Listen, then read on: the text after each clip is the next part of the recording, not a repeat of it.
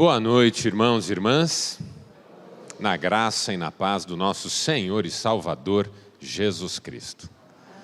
Quero convidar você, por gentileza, a abrir sua Bíblia comigo no Evangelho de João. Evangelho de João, primeiro capítulo, onde nós leremos a partir do verso 43.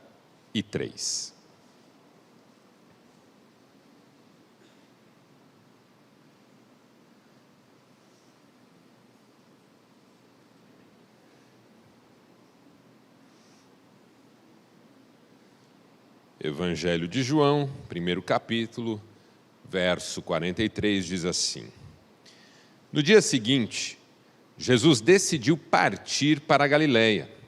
Quando encontrou Filipe, disse-lhe: Siga-me. Filipe, como André e Pedro, era da cidade de Betsaida.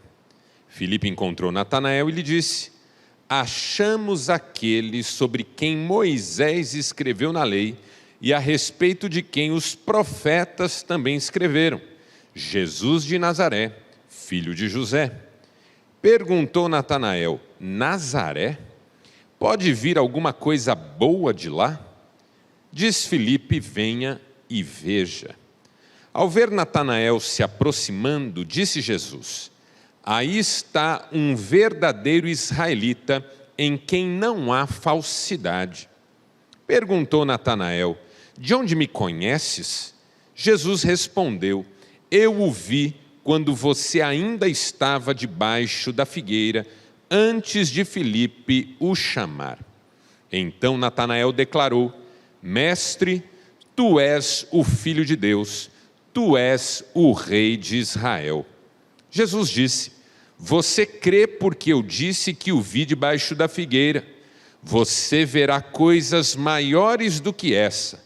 E acrescentou: Digo a verdade, vocês verão o céu aberto e os anjos de Deus subindo e descendo sobre o Filho do Homem. Até aqui, louvado seja Deus pela sua palavra, e você diz?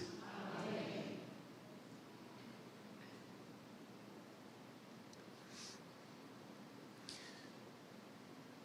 Eu fico pensando em quanta coisa você já viu na sua vida. Eu tinha um amigo que dizia: eu morro e não vejo tudo. E se vejo, não acredito. Pense por um instante, quantas experiências você já teve? Quantos encontros e desencontros?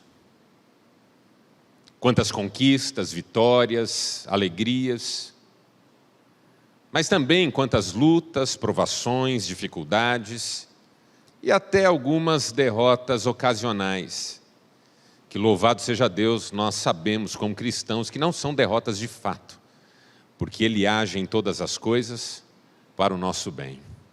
Contudo, foi muito difícil passar por tudo isso. Foi muito difícil superar alguns obstáculos. Eu gosto de uma frase do Spurgeon, que costumava dizer que muitas pessoas devem a grandeza de suas vidas aos obstáculos que tiveram que superar. Essa é uma verdade sobre nós e a nossa vida com Deus.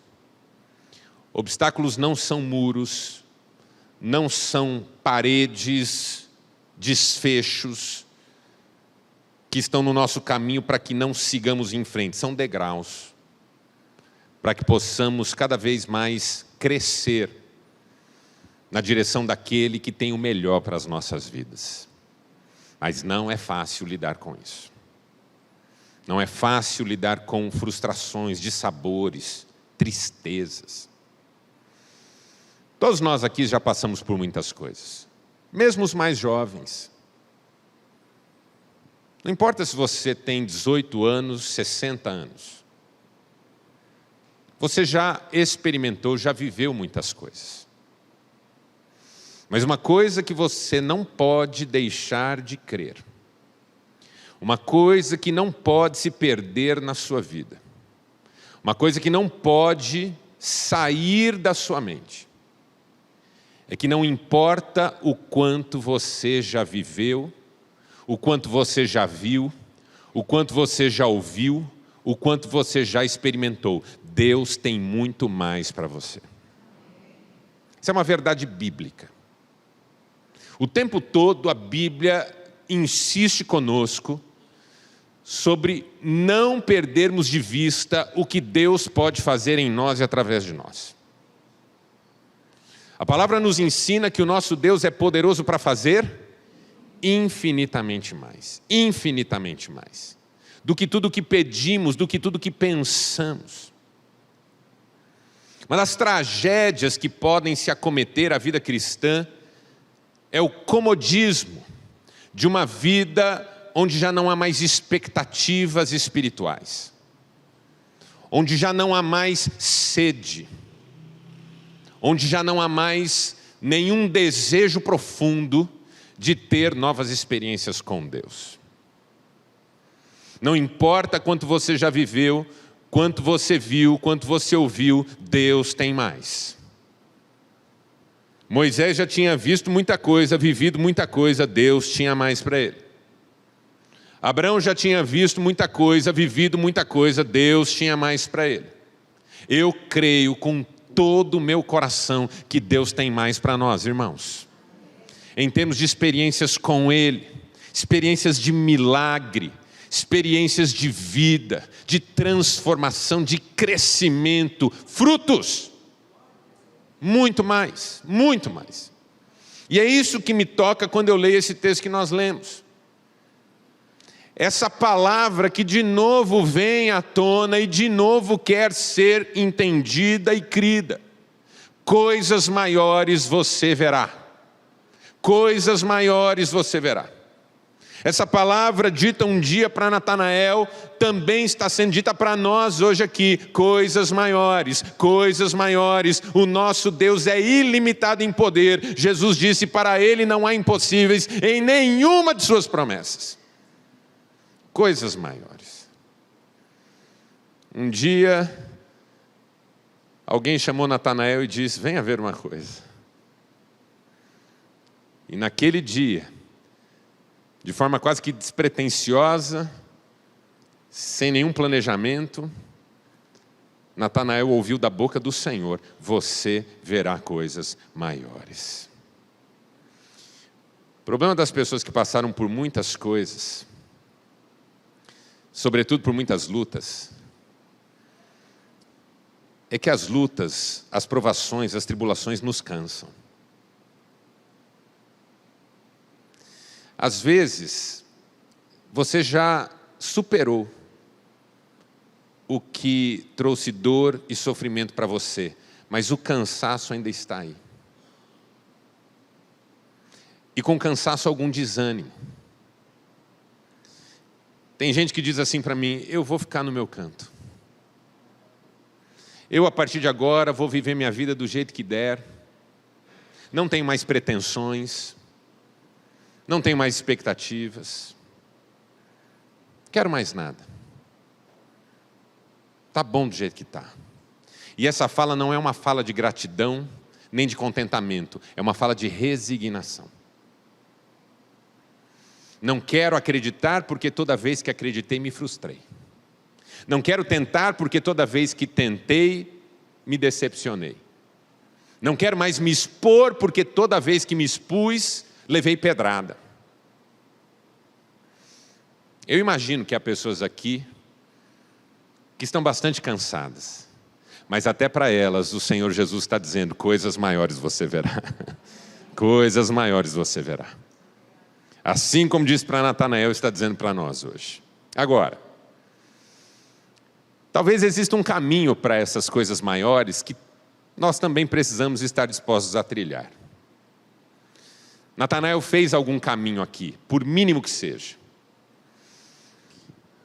Nesse roteiro das experiências com Deus, os esforços maiores sempre são dele, mas alguma coisa sempre sobra para nós. Foi Deus quem derrubou as muralhas de Jericó, mas o povo teve que dar umas voltas por alguns dias. Foi Deus quem curou o oficial Naamã,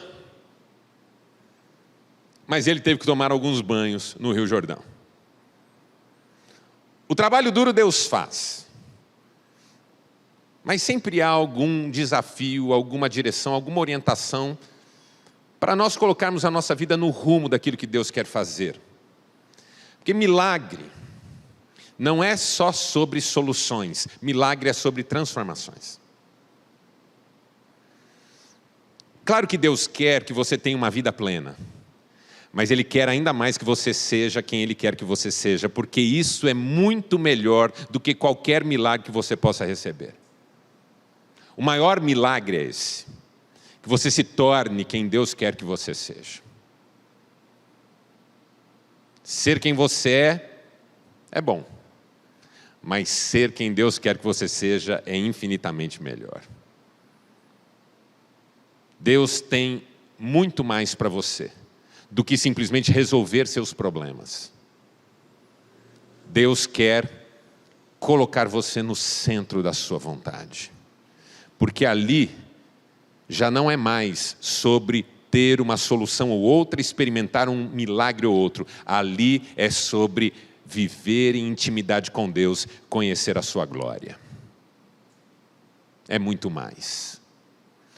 Como eu gostaria de semear no seu coração, derramar sobre o seu coração nessa noite, desejo de mais de Deus.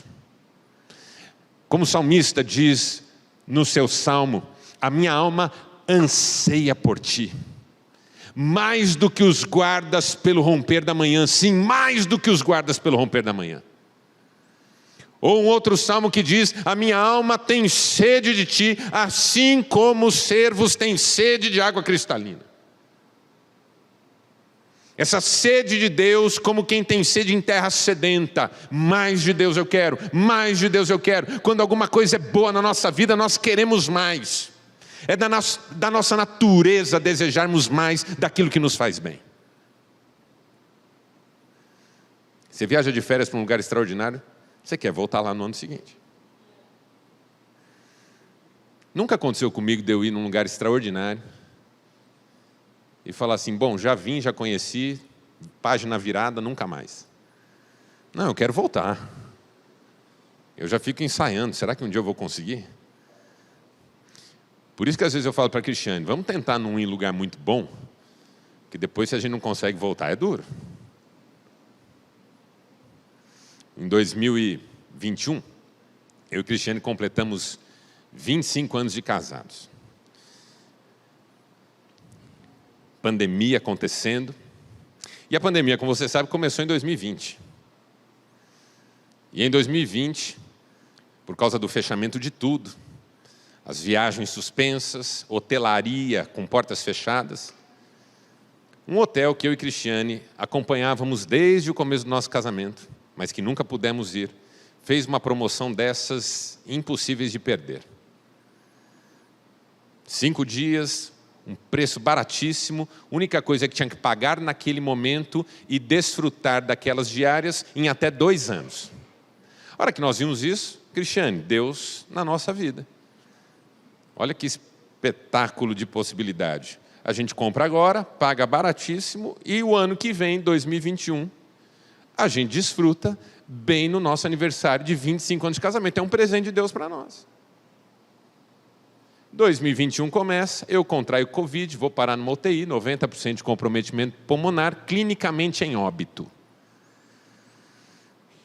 Eu falo para Deus, Senhor, o hotel está pago. Me leva não agora. É para 2 pessoas, Senhor. Não pode Cristiane ir com o outro. Porque, como eu disse de manhã, candidatos não faltaram. Cristiane recebeu um recadinho no WhatsApp. Não temas, sozinha não ficarás. Canalha. Orando para eu morrer. Mas o Senhor fez um milagre na minha vida. Atendeu a minha oração. Coloquei vários pontos diante de Deus em oração. Esse foi um. O outro eu falei para Deus: Senhor, honrei meu pai e minha mãe. E a tua palavra diz: honra teu pai e tua mãe, e serão muitos os teus dias na terra. Eu desejo viver isso. Falei sobre meu ministério, falei sobre a minha família. Quando eu não sabia mais o que falar para Deus, para convencê-lo de que eu devia ficar, eu disse: a tua palavra diz, da sepultura ninguém pode te louvar. Se eu morrer, o Senhor perde um adorador. Já estava no campo da chantagem emocional. Fomos viajar, que lugar extraordinário. Mas a dor que nós sentimos no último dia é que dificilmente nós voltaremos lá. Dificilmente. Porque tudo que é bom na nossa vida a gente quer mais. Tudo que é importante a gente quer mais. E aí eu fico me perguntando: quantos queremos mais de Deus? De Deus a gente não pode querer menos. A gente quer mais. Coisas maiores. É sobre isso que eu quero falar com você nessa noite. E sobre os passos que nós podemos dar hoje. Esses passos que evidenciem que de Deus nós queremos mais. E o primeiro passo que eu quero propor para você nessa noite, e que me parece Natanael deu naquele dia, é o seguinte: supere. E por favor, não feche o seu coração para essa expressão, eu vou explicá-la. Supere crenças limitantes. Diga: superar crenças limitantes. Porque uma das coisas que nos atrapalha a vida são essas tais crenças limitantes. Convicções que nós tomamos como verdadeiras, que na verdade não são verdadeiras de fato, mas que nos impedem de dar passos importantes que nós já deveríamos ter dado. Uma crença limitante é uma verdade que eu assumo sem nenhuma razão para assumi-la como tal, e de repente ela se torna um problema para mim, um obstáculo para mim, uma razão pela qual eu não avanço. Uma crença limitante pode ser um discurso familiar, antigo, infantil, de um pai que dizia: você nunca vai ser ninguém.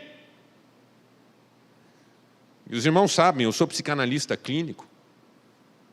Eu atendo inúmeras pessoas que sofrem, hoje, décadas depois, por uma frase que ouviram repetidamente de pessoas importantes ao longo de sua infância. Uma vez eu atendi um homem que chorava na minha frente, seus negócios não prosperavam, e ele me disse certa vez: meu pai já dizia que eu não ia dar certo em nada. E uma das coisas que eu tento incutir na mente dos meus pacientes é que esses discursos limitantes, eles não se confirmam pelas circunstâncias, eles são confirmados por decisões inconscientes que nós tomamos. É como se a criança, tendo ouvido uma frase do pai, ficasse com a obrigação de confirmá-la. Se o meu pai disse, é verdade. Se minha mãe disse, tem que ser assim. Então, inconscientemente, faz acontecer o que ouviu a vida toda. Eu atendi uma vez uma moça que me disse: meus relacionamentos não dão certo. Não consigo ter um relacionamento saudável. Sofro nos meus relacionamentos. À medida em que a história daquela moça foi vindo à tona, em determinado momento ela me disse: é como minha mãe dizia, nunca ninguém vai gostar de você, menina. Claro, nenhuma mãe faz isso por mal. É que assim, a filha dá um trabalho, não para quieta, tira qualquer um do sério. Aí a mãe, no intuito de corrigir, de fazer parar aquele comportamento, diz uma frase forte. Só que o problema da criança é que ela não tem defesa para isso. Ela não tem armas emocionais para lidar com uma frase dita por uma mãe numa infância tão tenra. Essa palavra, nunca ninguém vai gostar de você, entrou no coração dela. Então o que acontecia com ela? Ela entrava num relacionamento, se o sujeito gostava dela, ela ficava desconfiada que aquilo ia acabar logo, porque nunca ninguém vai gostar de mim. Então ela fazia tudo para dar errado. Quando a pessoa não gostava dela, aí ela ficava refém desse relacionamento, forçava a barra, porque aquela pessoa que não gostava dela era a única pessoa que ela podia ter, porque nunca ninguém vai gostar de mim. Você vê a força de um discurso, de uma palavra. Por isso que a Bíblia fala que uma das coisas que Deus faz na nossa vida é destruir a força de palavras malditas. Porque a palavra é assim, ela gera vida, mas ela também gera morte. A vida e a morte estão no poder da língua. O que bem a utiliza come do seu fruto. Palavras agradáveis são como favos de mel, são doces para o paladar e medicina para o corpo. Saúde. Eu não sei o que você ouviu ao longo de sua trajetória. Eu não sei se você ouviu que a sua vida não ia dar em nada. Eu não sei se você ouviu que não era amado ou amada. Eu não sei se o discurso foi subliminar, silencioso, de abandono, de indiferença, de maltrato. O que eu sei é que não importa o que disseram para você, importa o que Deus tem a dizer para você nessa noite. A última palavra é dele. A última palavra é dele. Eu não sou o que dizem de mim. Eu não sou nem mesmo o que eu penso de mim. Eu sou o que Deus diz a meu respeito. Uma crença limitante pode ser um discurso limitante. Uma crença limitante pode ser fruto de um complexo de inferioridade. Como eu atendo pessoas que dizem, não posso. Eu não consigo. Quer um ponto? Quando você sugere para alguém perdoar, eu não consigo, a pessoa diz. Eu não consigo. Quando você pede para a pessoa dar um passo de fé, eu não consigo. Eu li há alguns anos uma frase do Henry Ford. E a frase é deliciosa. Porque um dia Henry Ford disse assim, se você acredita que não consegue, você está certo. Se você acredita que consegue, você está certo também. Porque se você já está dizendo de saída, não dá, muito pouco no seu entusiasmo, na sua motivação, no seu ânimo, vai trabalhar para que dê. Não é muito que acontece isso na minha clínica, mas acontece. E quando acontece é muito curioso. Da pessoa vir para um processo terapêutico, ficar 1, 2, 3, 4 sessões lá comigo, e de repente eu perceber que ela não está fazendo aquilo para curar alguma ferida, para melhorar, mas para poder depois dizer para quem quer que esteja cobrando, eu tentei de tudo e nada funcionou. Como pastor, eu já ouvi pessoas dizendo, já passei por tudo que é igreja, nenhuma foi o que eu precisava. Mas claro, o objetivo interno é esse, fazer com que nada dê certo para poder dizer depois, eu tentei de tudo. Uma vez alguém me disse, eu tentei de tudo, eu disse, tudo é muita coisa, amigo. Tudo é muita coisa. Não importa quanto você já tentou, certamente você não tentou de tudo. Porque tudo é muita coisa. Crença limitante. E talvez a crença limitante mais poderosa que o diabo tem semeado no coração de muita gente. Deus não se importa com você. Sabe como às vezes essa frase sai da boca de uma pessoa? Deus tem mais com que se preocupar. Quantas vezes no meu ministério alguém falou, Marcelo, ore por mim, porque você Deus ouve. Mal sabia a pessoa. Que eu também não estava com esse moral todo, não. Ore por mim, porque você Deus ouve. E eu dizia, mas você Ele ouve também. Não, ele não ouve. é uma crença limitante. Meu marido nunca vai mudar. Meu casamento nunca vai melhorar. Meu filho não tem mais jeito. Meu trabalho não tem mais jeito. Minha empresa não tem mais jeito. A igreja não tem mais jeito. São falas que nasceram no inferno. Porque eu e você continuamos tendo um Deus para quem não há impossíveis. Aleluia. Um dia, Ezequiel esteve diante de uma visão de um campo de ossos. A voz celestial lhe pergunta: Ezequiel, esses ossos podem voltar a viver? Ezequiel nunca tinha visto isso. As ressurreições do Antigo Testamento sempre foram imediatas. Vai enterrar no túmulo de Eliseu, joga o corpo lá, ressuscita. O menino está morto, o profeta deita em cima dele, ele volta à vida. Ressurreições imediatas. Mas ossos sequíssimos, como diz a Bíblia? Ezequiel não tinha referência para responder essa pergunta. Mas mesmo assim, ele não expôs uma crença limitada. Ele viu aqueles ossos sequíssimos, ouviu a pergunta se eles podem viver e disse: Senhor, Tu sabes. A voz então diz: profetiza! E à medida em que o profeta fala palavras de fé, aqueles ossos começam a se levantar. E à medida em que ele fala, a carne vai se unindo àqueles ossos. E à medida em que ele fala, a pele vai chegando. E de repente, diz o profeta, um exército poderosíssimo. Deus pode transformar a situação mais difícil da sua vida na maior vitória que um dia você terá experimentado. Eu não tenho dúvida disso. Então, da minha boca só sai frase que tenha sintonia com a minha fé.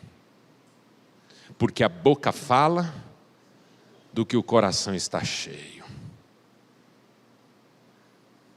Eu atendi uma vez uma jovem que dizia o tempo todo: eu não vou viver muito. E eu disse para ela com muita tranquilidade: se você realmente continuar comprometida com isso, provavelmente será assim. A questão não é se você acha ou não acha que vai viver. A questão é se você deseja e pode colocar isso diante de Deus. Porque maior é Deus do que os seus medos. Maior é Deus do que as suas dificuldades. Maior é Deus do que as suas carências. Maior é Deus do que todas as nossas lutas. Aleluia. Supere crenças limitantes. Supere palavras de incredulidade. Mencione a palavra de Deus. Proclame a palavra de Deus. Fale a palavra de Deus. E você vai perceber que a sua fé vai aumentando. Natanael, quando ouviu que Filipe havia encontrado o Messias e que era Jesus de Nazaré, a crença limitante dele veio para a cena. A crença limitante de Natanael era um discurso. Porque havia um provérbio em Israel que de Nazaré nada de bom poderia vir.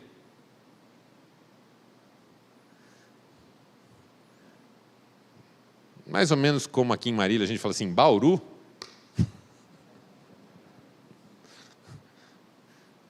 Ou qualquer cidade aí que você acha que não é tão boa. Ah, não tem coisa boa lá não. Não tem jeito. O Natanael, quando ele faz essa pergunta, pode vir alguma coisa boa de Nazaré, um discurso que ele ouviu a vida inteira, Filipe lhe dá um caminho. Venha e veja. Marcelo, você está falando, meu coração está queimando, eu preciso crer. Eu preciso sair desse lugar em que eu repito o que me foi dito, ou repito aquilo que não é o que Deus está falando para mim. Mas eu não sei se eu tenho forças. Eu só posso te dizer o que Filipe disse para Natanael naquele dia: vem e veja. Coloque diante de Deus a sua fraqueza. Coloque diante de Deus a sua necessidade. Maior é Ele do que as suas limitações também. supere crenças limitantes. Quem diz amém para isso? Amém. Segundo, pratique virtudes excelentes. Diga, praticar virtudes excelentes. Porque esse é um segundo passo que Natanael dá nesse texto, é um passo que ele dá na vida. Quando ele decide ouvir Filipe, para ir e ver, ele está chegando e Jesus diz: eis aí um verdadeiro israelita em quem não há falsidade. Há traduções que dizem em quem não há dolo, em quem não há culpa. E ele toma um susto. Como assim? De onde o Senhor me conhece? E Jesus diz: eu te vi debaixo da figueira, ainda antes de Filipe chamar você. Por favor, acompanhe comigo um raciocínio muito importante para você entender esse texto. Não é grande coisa alguém dizer eu te vi. Te vi quando você estava sentado embaixo da figueira. Porque se eu estava debaixo da figueira, é possível que alguém tenha passado e tenha me visto. Por que essa frase faz sentido? Na lei judaica, há uma ideia que diz o seguinte, não na lei bíblica, mas na lei da tradição judaica. No Talmud, por exemplo, isso está referido. É debaixo de uma figueira que todo israelita fiel se assenta para entender a palavra e a vontade de Deus.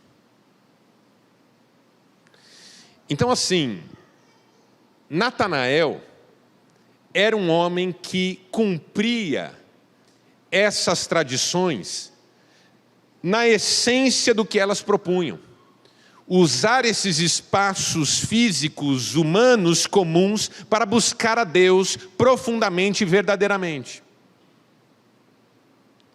E debaixo de uma figueira, também é onde um verdadeiro israelita, um israelita fiel, tenta compreender o que Deus tem para o futuro. Então, debaixo da figueira, um israelita fiel se derrama diante de Deus. Ele pede direção de Deus, ele busca conserto com Deus. Quando Jesus diz, Natanael, eu vi você debaixo da figueira, faz sentido para Natanael, não que Jesus passou e o viu embaixo da figueira, mas que Jesus viu o que Natanael estava fazendo embaixo da figueira. Vou dar um exemplo bem simples, quase pueril. Imagine que você estava em casa antes de vir para esse culto. E você entrou no banheiro de sua casa, fechou a porta, ligou o chuveiro, e enquanto a água caía, fazendo barulho, você chorou convulsivamente, praticamente. Chorou de soluçar. Derramou seu coração diante de Deus e perguntou, Senhor, por quê? Por que minha vida está desse jeito? O que está acontecendo comigo? Eu não estou aguentando mais. Você chorou de derramar a alma. Aí você se recompôs, tomou seu banho, saiu, se arrumou, ninguém da sua família sabe o que você viveu ali dentro, você vem para o culto. Final do culto, um momento de oração, uma irmãzinha, um irmãozinho, vem até você, põe a mão no seu ombro, começa a orar por você e diz assim, Deus viu você no banheiro da sua casa. Muda tudo, não muda? Muda tudo. Porque você não está ouvindo uma palavra sobre Deus ter visto você em algum lugar. Você está ouvindo uma palavra sobre Deus ter participado de um momento muito significativo da sua vida. Foi isso que aconteceu com Natanael. E quando Jesus disse, eu te vi debaixo da figueira, Jesus está dizendo, eu gostei do que vi. Eu gostei do que vi. Eu vi um homem sincero diante de Deus. Eu vi um homem temente a Deus. Eu vi um homem desejoso de obedecer a Deus. Eu vi um homem desejoso de viver na vontade de Deus. Eu vi um homem sem falsidade. Irmãos, se nós queremos ver coisas maiores, nós precisamos alinhar a nossa vida com a vontade de Deus. Quem diz amém para isso? porque fora desse alinhamento, nós vamos ficar naquele desejo que não vai para frente nem para trás. Ah, como eu queria, a gente diz. Porque está aí uma palavra no nosso vocabulário que só serve para nos iludir. Quando a gente conjuga o verbo nesse tempo. Eu queria. Dizer eu queria é auto-engano a respeito de uma verdade sobre não querer. Por exemplo, em Londrina até recentemente eu morei num apartamento que tem vista para um lago que há em Londrina maravilhoso, o Lago Igapó. E no entorno do lago há uma pista de caminhada. E o lago é usado por pessoas que remam seus caiaques, os seus barcos. E esse apartamento tinha uma varanda daquelas fechadas, que o pessoal chama de varanda gourmet. E eu pus nessa varanda uma máquina de café expresso, que é uma das minhas paixões, um café expresso. Então, todo dia pela manhã eu acordava. Todo dia, o sol saindo ou não, 8 horas eu estou de pé.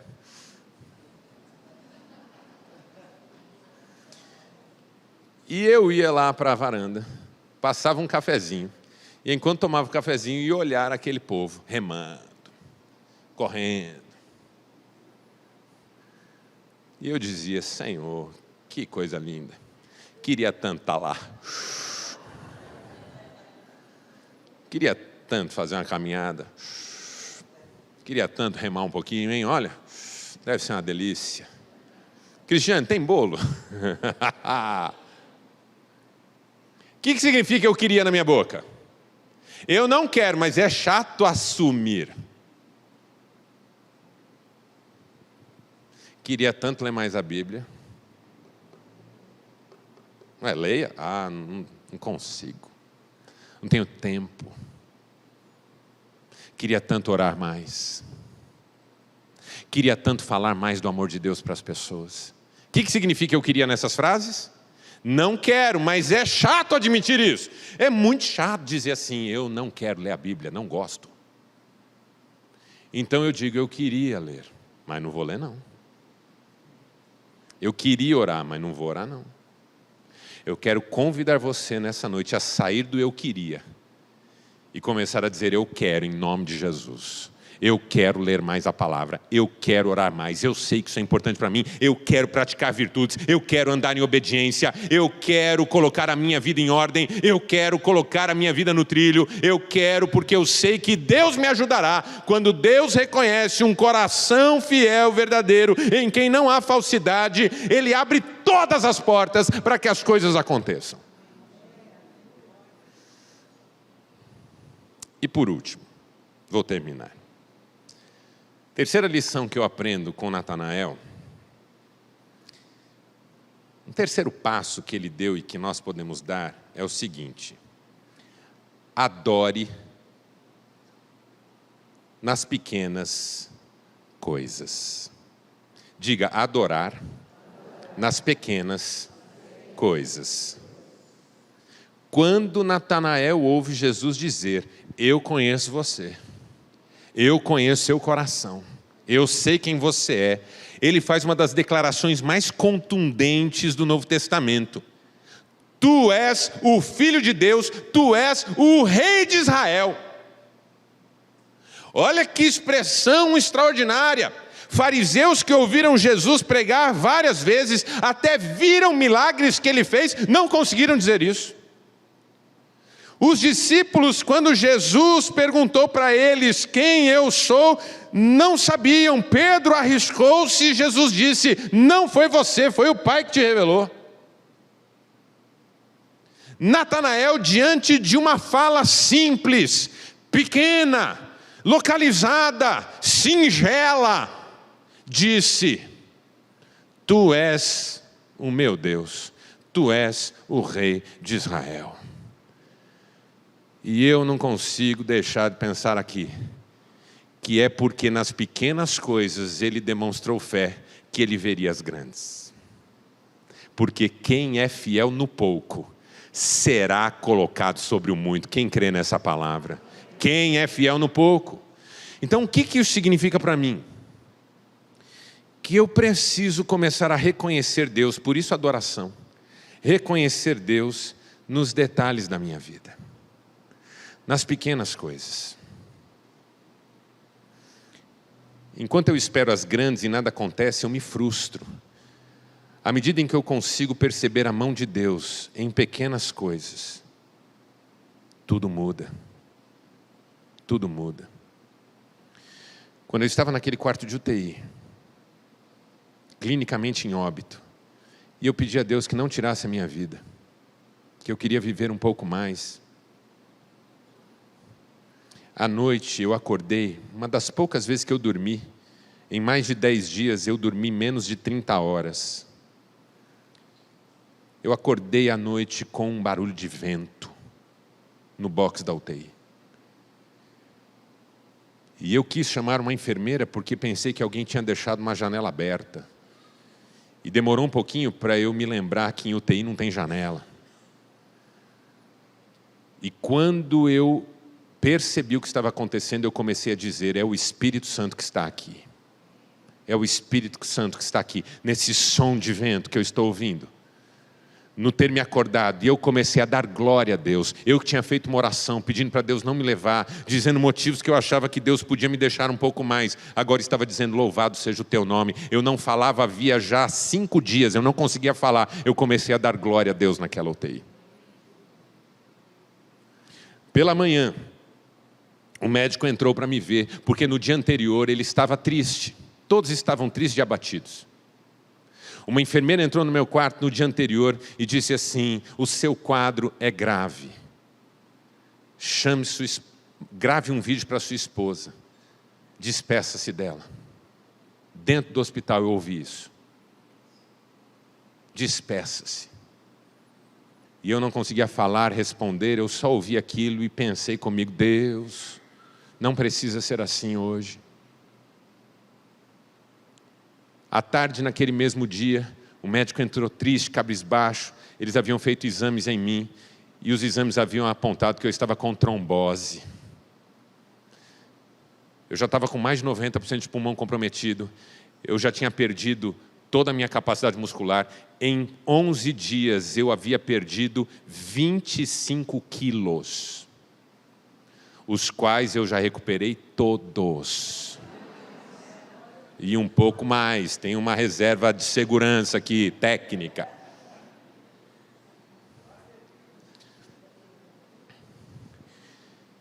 E ele abatido, falou para mim isso. Ele falou: amanhã eu vou trazer outros especialistas para fazerem novos exames e para nós vermos como vamos tratar você, porque isso é muito grave.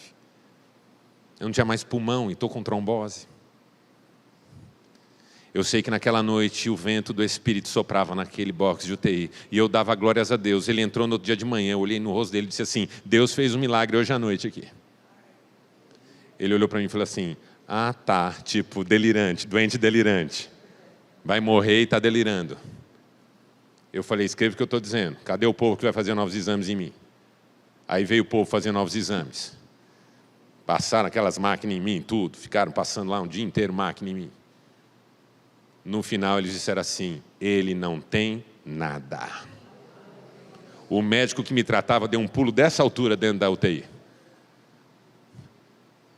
Eu falei: escreva aí, doutor, eu vou sair daqui. Deus ouviu a minha oração. Deus ouviu a minha oração. Aquele som de vento, eu ainda estava 25 quilos mais magro, com 90 e poucos % de pulmão comprometido, sem conseguir falar direito, mal. Mas por causa daquele vento, eu sabia que eu já tinha sido curado. Para você não ouvir só a minha história, vamos olhar para a Bíblia. Um dia Elias orou para que viesse chuva. Ele chamou o menino dele e disse: vá lá ver se tem nuvem no céu. O menino saiu, olhou ao céu e voltou e falou: Elias, o céu está azul, de um azul, não tem nuvem nenhuma. Elias orou de novo. Terminou de orar, falou para o menino: vá ver se tem nuvem lá fora. O menino saiu, voltou, falou: não tem. Elias orou terceira vez: vá ver se tem nuvem.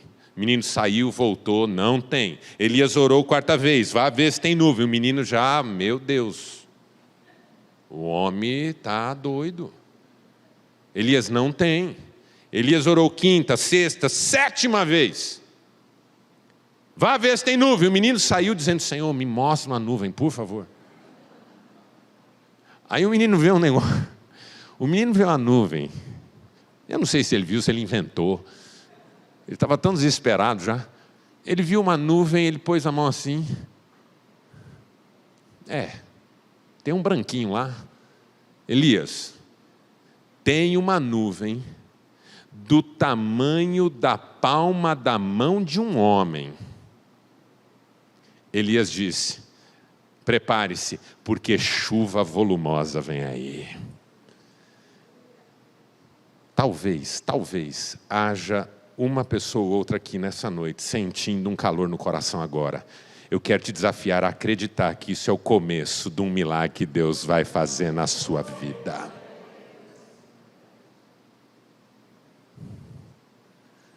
Supere crenças limitantes. Pratique virtudes excelentes. E adore nas pequenas coisas. Grandes coisas vêm aí. Coisas maiores você verá. Feche seus olhos, por gentileza. Curve a sua cabeça. Eu quero orar com você.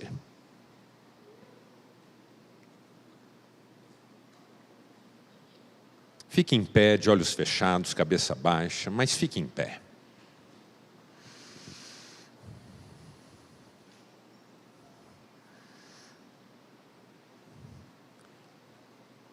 Enquanto a música toca suavemente,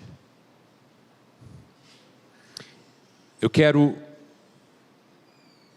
convidar você a fazer desse culto hoje, desse sentimento que está aquecendo o seu coração, dessa fé que talvez tenha sido semeada como uma pequena semente, um grão de mostarda na sua alma. Uma convicção de que um tempo novo, especial, poderoso da parte de Deus vem sobre a sua vida, sobre a sua casa, sobre o seu trabalho, sobre esta igreja. Eu creio que sobre esta igreja há um tempo novo preparado, bênçãos especiais reservadas. Nós vamos viver o melhor de Deus, o melhor de Deus. Coisas maiores vêm aí. Já vimos muito, já vivemos muito, já ouvimos muito, já experimentamos muito. Coisas maiores vêm aí. Quero convidar você nessa noite a fazer desse culto uma semente de certeza na sua vida, de que Deus vai fazer o extraordinário na sua história, nos seus relacionamentos, no seu ministério. E se você está precisando de um milagre, numa área que seja da sua vida, e quer fazer desse culto um marco espiritual, um marco emocional, um marco racional, de um tempo novo que começa agora. Há uma nuvem do tamanho da palma da mão de um homem no céu da minha alma, e eu creio que vem chuva de Deus por aí. Se você quer fazer desse culto esse tempo de recomeço, de acreditar, de pôr a vida em ordem, de obedecer, de se santificar, saia do seu lugar, venha aqui à frente, eu vou orar com você. Venha, eu vou orar com você.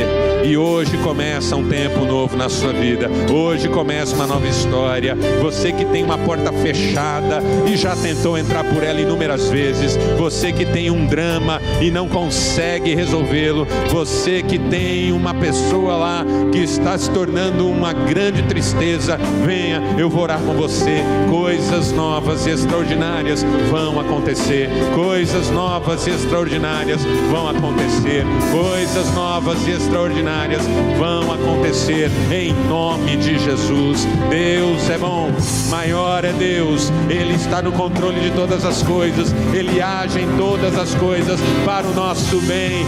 Senhor, estende as tuas mãos sobre nós nessa noite. Nós ouvimos a tua palavra, nós cremos nela e agora estamos clamando para que ela se transforme em experiência de vida, em alegria, em júbilo, em passos de fé, em passos de vitória, em atitudes, virtudes, obediência, amor, santidade e, acima de tudo, intimidade com o Senhor.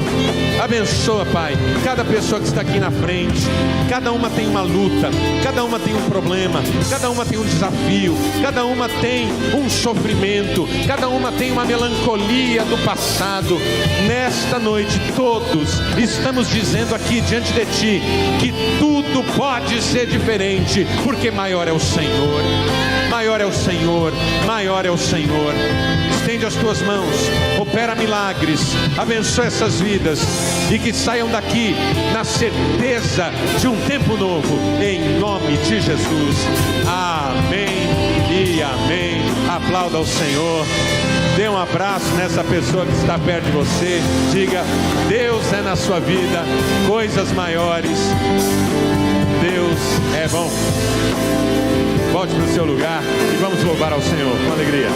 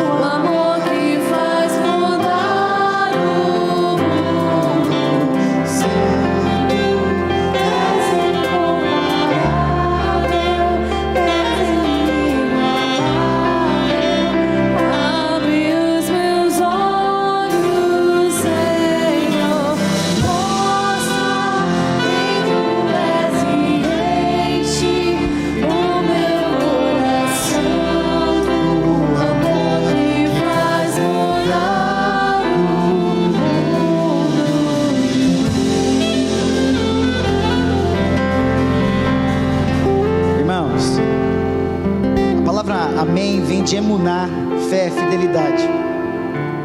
Quando a gente sempre aprendeu que amém significa assim seja. Se Deus não falar amém, não vai acontecer nada.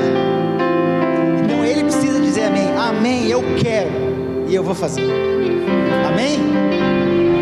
Amém, Deus. Ele vai dizer amém, porque só eu posso fazer. Porque só eu posso fazer.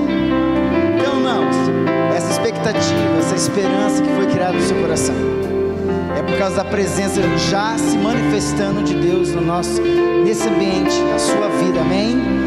Esse movimento, essa presença vai voltar com você para sua casa. Leve Jesus para sua casa. Aquela febre vai ser retirada da sua casa, em nome do Senhor Jesus, amém? Que você tenha uma semana maravilhosa na presença do Senhor, uma semana cheia de milagres, de sinais, prodígios e maravilhas. Creia, se mantenha na caminhada como foi dito. Obedeça, obedeça. Quem obedece está protegido, amém? Então você vai voltar para sua casa e vai viver essa realidade pela fé em nome de Jesus. Amém? Que o Senhor vos abençoe e vos guarde.